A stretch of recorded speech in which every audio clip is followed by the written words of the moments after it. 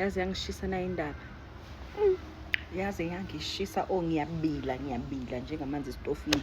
Lalani-ke guys, nakho-ke phela naniyazi ukuthi mase sengivela kwama-screen enu kusho into yodwa ukuthi ngiphethe nje esinye isigaxa sendaba. Yakuba le story lesi engisenzile ukuthi uBuhle Samuels bayithathile imoto yakhe iPorsche what uthathe uAsavela. Hayi ke sana ngikutshele-ke uBuhle Samuels wathi yazini nina ningijwayela kahle aningazi mina ngibona nje nibona nje angazi itapile elishisayo.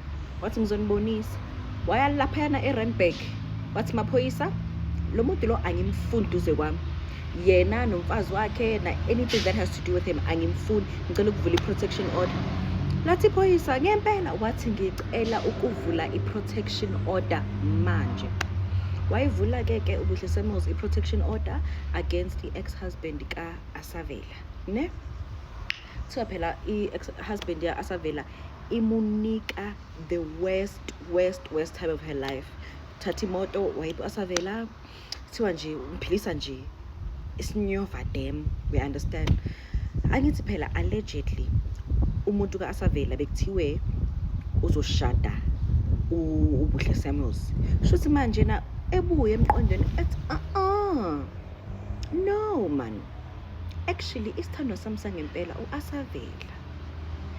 Wathi nje uBuhle wathi yes isithandwa sami sangempela uAsavela. Asavela wahamba wayothatha iPorsche sana manje nje she's living kamnandi, she's living lavish, while uBuhle Samuels laphayana yazini ubonile nje ukuthi I am hurtful. Mina nje angeke ngize ngidile nale ndaba la, ngiyanitshela guys, ngiyanitshela. Sona-ke isigaxa sanamhlanje ngizobuya no part 3 ngimtshela ukuthi hayi sekwenzakalani-ke manje. Allegedly to everything mina nje ngize lana nje ukuthi ngizokhuluma indaba engizibonile nami yabo, allegedly nje guys, allegedly